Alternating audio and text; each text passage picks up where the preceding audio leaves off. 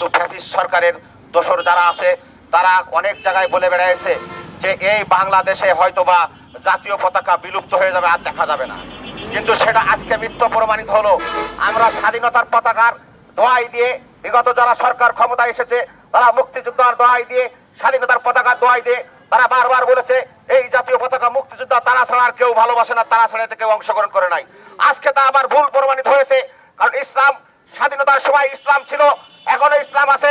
আর জাতীয় পতাকাকে অক্ষুণ্ণ রাখার জন্য ইসলামী দলগুলো যা যা করার দরকার ইনশাল্লাহ তাই করবে। এই জাতীয় পতাকার অসম্মান হতে দেব না ইনশাল্লাহ। আমরা যতই মিথ্যে ভাউতাবাজি দোহাই দেওয়া হোক, আপনার মিথ্যেবাজি ভাউতাবাজি দিয়ে আপনার দেশে একটা অরাজকতা সৃষ্টি করার, এই সৃষ্টি করায় ইসলামী দল আর বিচলিত হবে না ইনশাল্লাহ। প্রত্যেকটা কুকর্মকে রুখে দিয়ে এই জাতীয় পতাকাকে সম্মানের সাথে ধরে রাখা হবে ইনশাল্লাহ।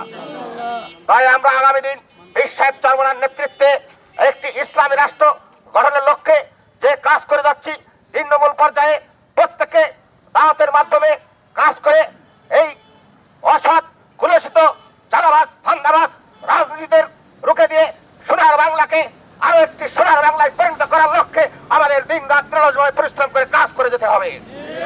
কারণ ইসলামের ছায়াতলে আছে শান্তি, ইসলামের ছায়াতলে আছে মায়া, ইসলামের ছায়াতলে আছে সঠিক দিন প্রতিষ্ঠা করার কাজ।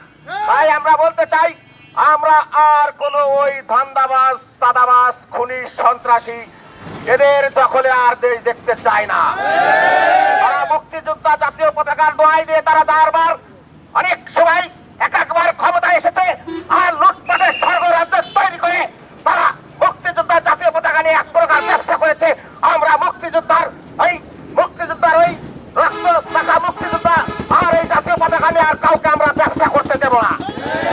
কারণ জাতীয় পতাকা একটি সম্মানী, আমাদের দেশের একটা গৌরব। এই পতাকাকে সম্মানে রুখে ধরে রাখার জন্য আমাদের যা যা করতে হবে আমরা তাই করব।